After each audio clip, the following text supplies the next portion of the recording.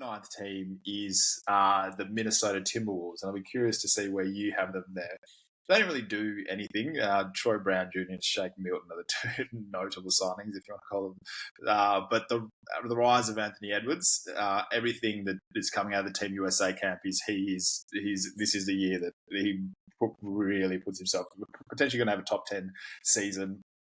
I mean, the Karl Towns, Rudy Gobert is probably why I have them as low as they are. But I mean, Mike Conley's going to he came in halfway through the season, so he's going to have a full preseason. And Mike Conley's been in the league the fact that he's been in the league this long shows you why he's the point guard that he is.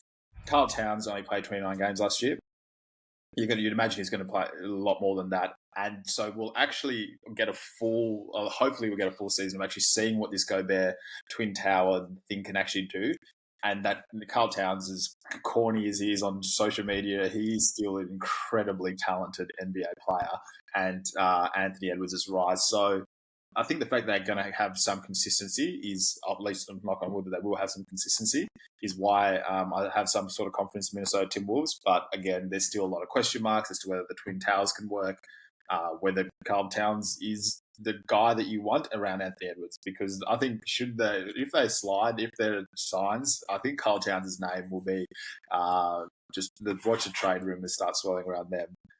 The Timberwolves, in terms of what gives you hope around them, first of all, and then secondly, where do you have them, I should say?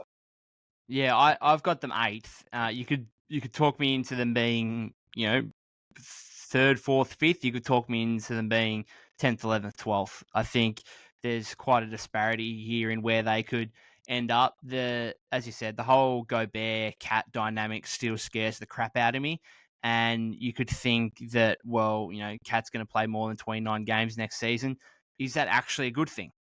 Like, do the two of those players actually work well together, or are they better separate when one of them's out of the lineup?